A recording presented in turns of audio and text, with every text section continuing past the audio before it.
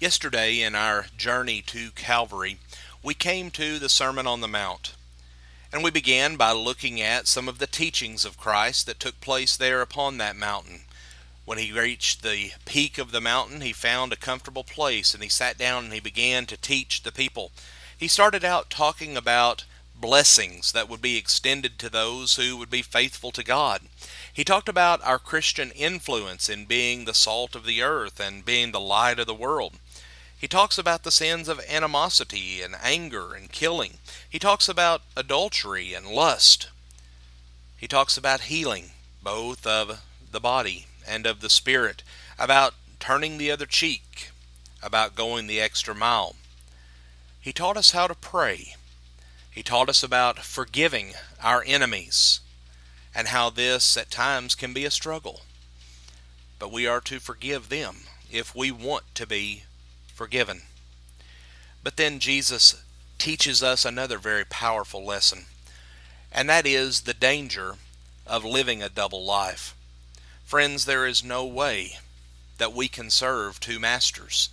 We cannot serve God and serve the world. We must put first things first. We're not to spend all of our time and energy on seeking our own desires and seeking our own profits. Jesus is telling us that there are higher goals, and for us to put our goals into the proper perspective. But just how is this done? Where does this lily get its beauty, or who feeds the fowls of the air? Well, God does this. God provides for their needs. Then we come to the golden rule. Do unto others as you would have them do unto you. Friends, we've heard this since childhood. This is something that is stressed upon our children from the earliest of age, to treat others in the way that we would want them to treat us. But this comes from divine origin, and that it came from the very lips of Jesus, speaking the things that God had revealed unto him. And while Jesus spoke these words, we find an even more powerful teaching in the way that he lived his life. Not only did he teach these things, he lived these things as an example for us.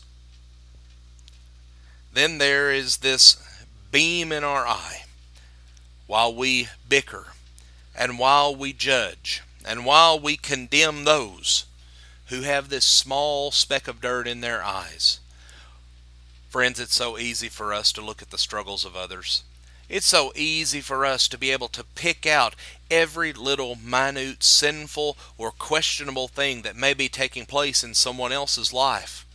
But it's so difficult for us at times to look at our own selves and see those things, even major things, that may be standing between us and a life of faithfulness to God. We need to learn how to examine ourselves to see those things that are in our own life and remove those things before we reach out and try to help others who are in need. Friends, all of these things are being taught while Jesus is here on the mountain. And friends, we would do very well to listen to the things that Jesus has to say, rather than look at the things that society around us is telling us is acceptable. Rather than looking at the teachings of man and basing our lives upon those, we need to look at the things that the Son of God has to say. For here is the way that will lead us to that broad and narrow path. Jesus talks about two different styles of living. There are those who are on that narrow path, those that are striving each and every day to be pleasing to God and to make it to heaven. But there are so many more. The majority of those who are living this life from the time of Christ up to today are not on that narrow path. They're on the broad way, the easy way. And Jesus said that way leads to destruction, which is eternal separation from God and from Christ in a place known as hell. So whenever we look at this section of Scripture known as the Sermon on the Mount, here we find a foundation that we can build upon. Here we find a foundation upon which we can grow to having a better life, to raising a better family, or better yet, to prepare ourselves to live eternally in heaven. Here is where we get the direction that we must go to continue our journey to Calvary. Friends, we thank you for joining us for our program today, and have a blessed day.